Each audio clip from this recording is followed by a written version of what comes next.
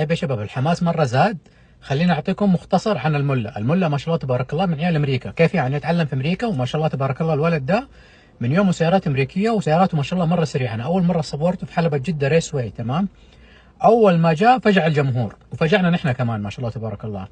قام مليون وحش الولد ما شاء الله، بنفسه ما شاء الله تبارك الله يهندس بنفسه، يبرمج بنفسه، يسوي كل شيء. الولد الكويتي اللي معاه الجي تي ار، ايش وضع الولد ده؟ ما شاء الله تبارك الله عنده فلوس، تمام؟ الله يبارك له يا رب، وما شاء الله حق نادي وحديد، وما ادري ايش اقول لكم، عاد يبالي اعطيه كوب بروتين علشان يستمر في الاختراعات حقه. بس عموما ترى وراه شاب، وراه الفا لوجيك في دبي. الفا لوجيك من وراهم ام اس في امريكا. ام اس في امريكا سيارته عليها بيلت بلوك، عليها بيلت كرانك، عليها فرونت ماونت توربوز. لو ركب 200 نيتروز او 300 في الدراج حيطلع على المله. انا اقول لكم هي حيطلع. ليش حيطلع؟ لانه حيلغي مشكله اللاج اللي في التربوات.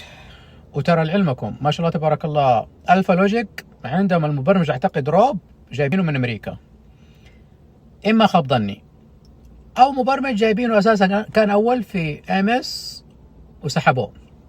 بمعنى يا شباب طالما الفا لوجيك خلفها ام اس، الجيتار حقه جامده زبد، من جد زبد. بس عنده مشكله في موضوع ايش؟ يقولوا قام مع سب زيرو وسب زيرو اكلته. بس عموما كل قومه لها ظروفها.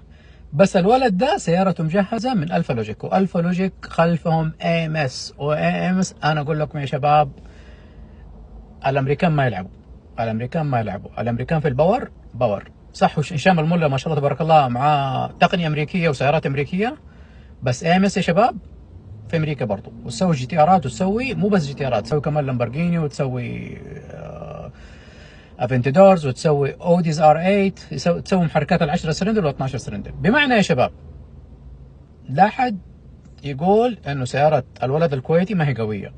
ترى الولد ده وحش. ليش وحش؟ عنده الفا لوجيك، الفا لوجيك من وراها ام اس. كيف حيحلوا مواضيعهم؟ حيحلوا المواضيع. انا اتوقع سيارته حتنزل حول 3000 حصان. هو دحين يقول 2500، سيبك كلام فاضي.